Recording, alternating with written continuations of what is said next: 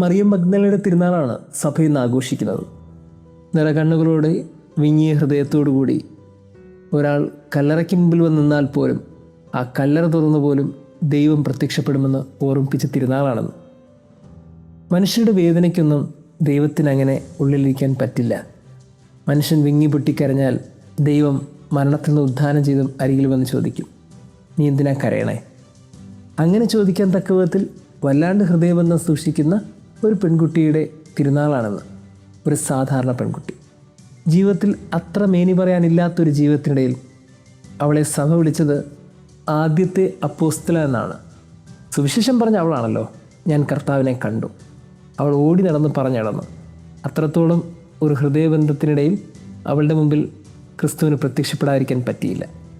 അങ്ങനെ പ്രത്യക്ഷപ്പെട്ട് അവളുടെ മുമ്പിൽ നിൽക്കുമ്പോൾ അവൾക്ക് മനസ്സിലായില്ല. അവൾ ആദ്യം ചിന്തിച്ചത് ഇത് തോട്ടക്കാരനെന്നാണ്. അതുകൊണ്ട് അവൾ പറഞ്ഞു, നിങ്ങളെവിടെ എൻ്റെ ഗുരുവിനെ കൊണ്ട് വച്ചിരിക്കണേ? ഒന്ന് പറ, ഞാൻ പോയി എടുത്തോളാം, നിങ്ങളൊന്ന് പറയോ? കരഞ്ഞ് കരഞ്ഞ് അവൾ പറഞ്ഞുകൊണ്ടിരിക്കുമ്പോൾ അവളുടെ മുമ്പിൽ നിൽക്കുന്ന അവളുടെ പ്രിയപ്പെട്ട ഗുരു തന്നെയാണ്.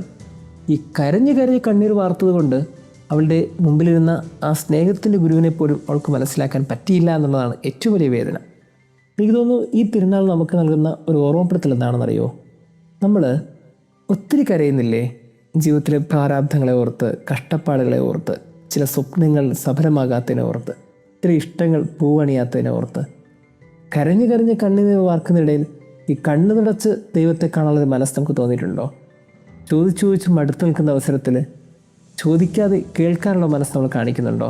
ഒന്ന് കണ്ണു തുടച്ച് ആ കണ്ണു തുറന്ന് നോക്കിയാൽ മുമ്പിൽ നിൽക്കുന്ന ആ ദൈവത്തിൻ്റെ കൃത്യമായ സാന്നിധ്യം നമുക്ക് മനസ്സിലാകും. സഹനത്തിനപ്പുറത്തേക്ക് ഒരു ദൈവമുണ്ടെന്ന് തിരിച്ചറിയാതെ പോകുന്നവർക്കൊക്കെ അപ്പോഴും അവൻ തോട്ടക്കാരൻ തന്നെയാണ്.